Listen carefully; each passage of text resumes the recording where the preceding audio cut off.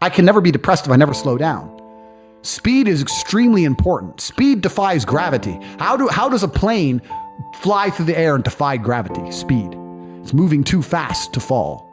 If you're always attacking life, if you're always doing things, if you're always making more money, if you're always traveling the world, doing this, doing that, new car, here, there, new podcast, meeting James English, boom, boom, boom. If you're always doing things all the time, unhappiness can't catch you. But I also know that speed is a fantastic way to be happy all the time. I'm always looking forward to something. I wake up every day excited. I'll go do this today. I'll go do this today. I'll go do this today. And I very much live my life in a frame of, no, I have to do this. It's very much a I get to do this. There's another thing that a lot of people make a mistake with when I talk to them, like, I have to go to work today. Change your language. I get to go to work today. Imagine you had no job. It'd be worse, right? Because otherwise you wouldn't be working. So you get to go to work. I have to fix the car. At least you have a car. You get to fix your car. Most people don't got one. I have to go get the kids. You get to go get the kids because you have these beautiful children who love you. You understand? People's even their own language is wrong. The world can be framed. Maybe I'm completely crazy. Maybe I'm full of shit, like you said. Maybe I am. But the frames I've installed in my mind are all beneficial to me. So if that makes me crazy and full of shit, good. Because I can't become depressed. So you can sit there and tell me I'm full of shit while you're depressed, and I'm happy. And I would never want to adopt the thinking of a depressed person. People will shield laziness with anything. No one wants to admit they're lazy. So they'll shield it with disbelief. That's a scam. Or, I don't work hard, I work smart. Bollocks. More cover. For just anything it takes to say, I don't want to work. Do you believe in that? Work smart or not harder? I believe in both. Yeah. But there's a time when it comes to work smart. And most people are trying to do the smart work before they do the hard work.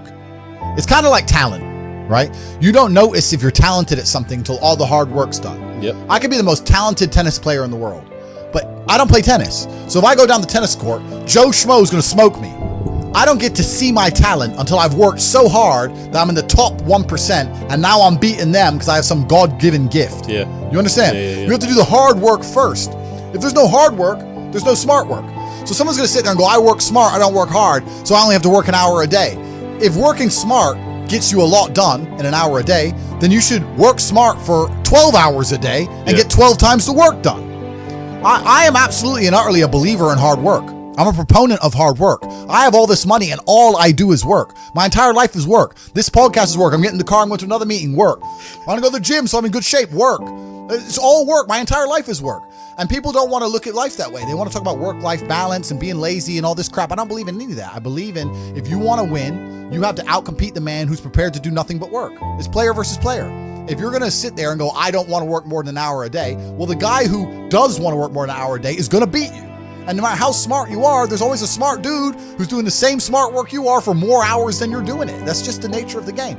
The way that humans work and the way that we've evolved as a species is that we don't really learn lessons unless they're learned the hard way. Yeah. I believe that unless a lesson has taught the hard way, you're not going to learn it. You can have so many near misses and people won't learn their lesson. Bro, you must know a guy who goes out there, nearly crashes his car, doesn't slow his ass down until he wrecks it. Yeah. Like, this is just how people are, right?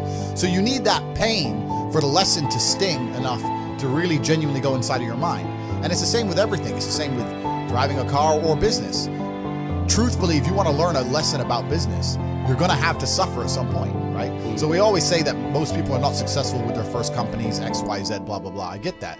The truth is, there's a lot of people who make a lot of money with their first company, but they just spunk it, act an idiot, and it all blows up in their face. And that's how you get the discipline on your fourth company, that when you have $3 million in the bank, you just leave it there.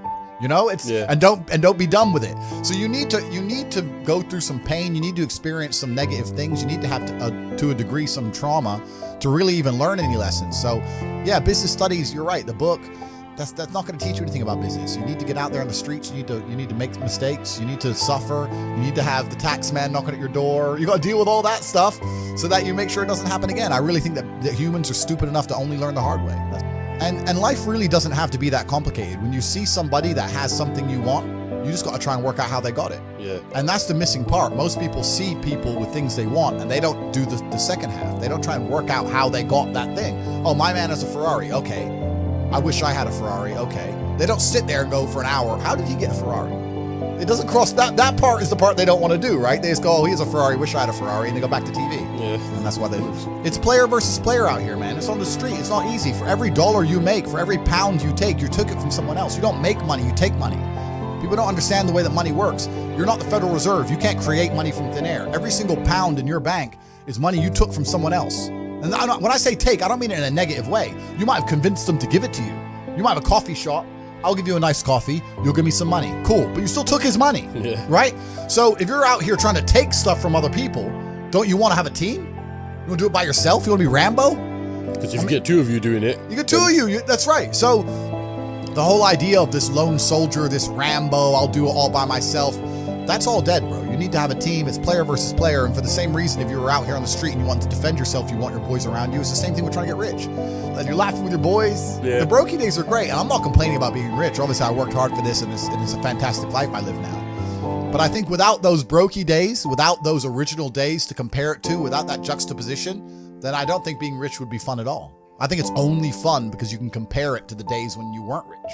That's the only thing that makes it fun. The only thing that makes a $10,000 steak fun is that you can laugh saying how you never had 10 grand in your bank till you were 27 years old. Yeah. Like otherwise it's boring. Otherwise okay, steak. And I think if you're born with too much money, that you'll never truly be happy. I think you need the brokey days. They're the best days. They're the best days.